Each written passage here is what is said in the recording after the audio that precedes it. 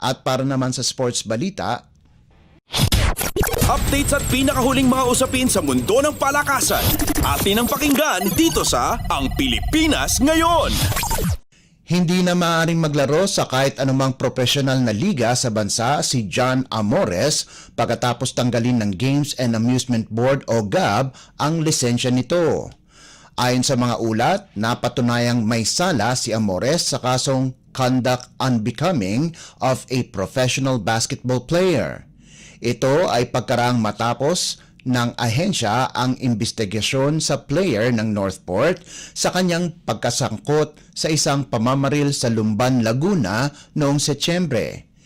Inakusahan si Amores sa pamamaril sa isang lalaki pagkatapos ng isang basketball game at kinasuhan ito at ang kanyang kapatid ng attempted homicide. Kasalukuyang nagpiyansa ang magkapatid na Amores.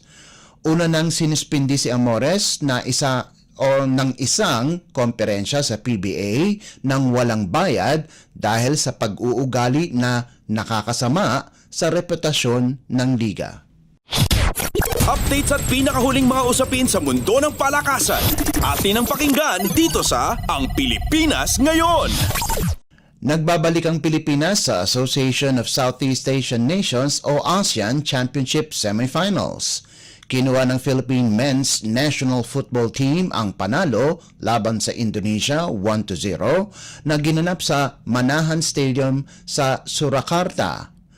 Una nang nasaktan si goalkeeper Patrick Dato sa ika-4 na minuto ng laban at kailangan tanggalin sa laro na pinalitan naman ni Quincy Camerad.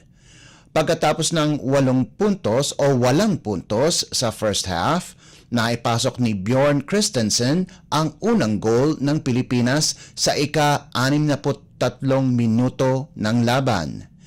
Muntik nang madoble ni Uriel Dalapo ang goal ng Pilipinas habang ang huling pagtatangka sa goal ni Jarvie Gayoso ay hindi pa rin pumasok. 11 minuto ang idinagdag sa laban, subalit hindi na nakagawa ng goal ang Indonesia para makuha ng Pilipinas ang unang panalo sa torneo. Sapat na ang goal ni Christensen para makuha ng Pilipinas ang 3 puntos at magtapos sa ikalawang pwesto sa likuran ng Group B leader Vietnam. Kakalabanin ng Philippine Men's National Football Team ang nangunguna sa Group A na Thailand itong darating na Disyembre 27 na gaganapin sa Rizal Memorial Stadium at isa pang laban sa Disyembre 30 sa Bangkok. Huling nakapasok ang Pilipinas sa ASEAN Championship Semis ay noon pang 2018. Updates at pinakahuling mga usapin sa mundo ng palakasan. Atin ang pakinggan dito sa Ang Pilipinas Ngayon. Pagkaraan ang matagumpay na pagsasagawa ng 2024 season, nakatutok ang Spikers Turf ngayon sa pagsuporta nito sa pag-host ng Pilipinas sa FIVB Men's Volleyball World Championship sa susunod na taon. Pinangako ni Tournament Director Mozi Ravena na ang Men's Professional League ay nakahanay sa Philippine National Volleyball Federation o PNVF na siyang magsisilbing host ng Worlds sa Setyembre. Inaasahan na ang bulto ng Alas Pilipinas team na sasabak sa Worlds ay manggagaling sa mga koponan ng Spikers Turf. Habang naging makulay ang mga veteranong sina Mark Espejo at Brian Magunas nitong taon, madaming panibagong stars ang nagniningning sa Men's League. Sinimento ni Jude Garcia ng Criss Cross ang pwesto bilang isa sa magagaling na players pagkaraang makuha ang Most Valuable Player Award sa conference at inulit ito sa Invitational. May mga panibagong talento ang lumabas sa liga kasama na si Louie Ramirez ng Signal, Gian Glorioso ng Criss Cross, Sherwin Caritativo ng Savage, Giles Torres ng Savage, CJ Segi ng VNS at Drake Saavedra ng FEU-DN Steel.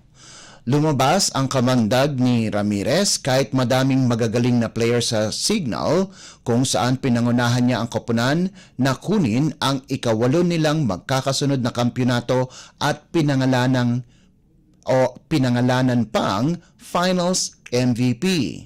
Sa kabilang banda, inangat ni Glorioso ang kanyang laro pagkarang mawala si veteran Kim Malabunga na nagkaroon ng injury. Malaki ang impact ng dating Ateneo Blue Eagle kung saan nakuha nito ang first Best Middle Blocker Award.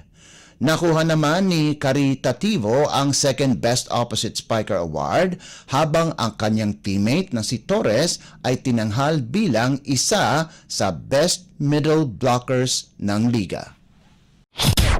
Updates at pinakahuling mga usapin sa mundo ng palakasan. Atin ang pakinggan dito sa Ang Pilipinas Ngayon. At yan ang pinakahuling balita sa larangan ng palakasan. Para sa Radyo Pilipinas World Service, ito po si Leo Magpayo. Magandang araw. Updates at pinakahuling mga usapin sa mundo ng palakasan. Atin ang pakinggan dito sa Ang Pilipinas Ngayon.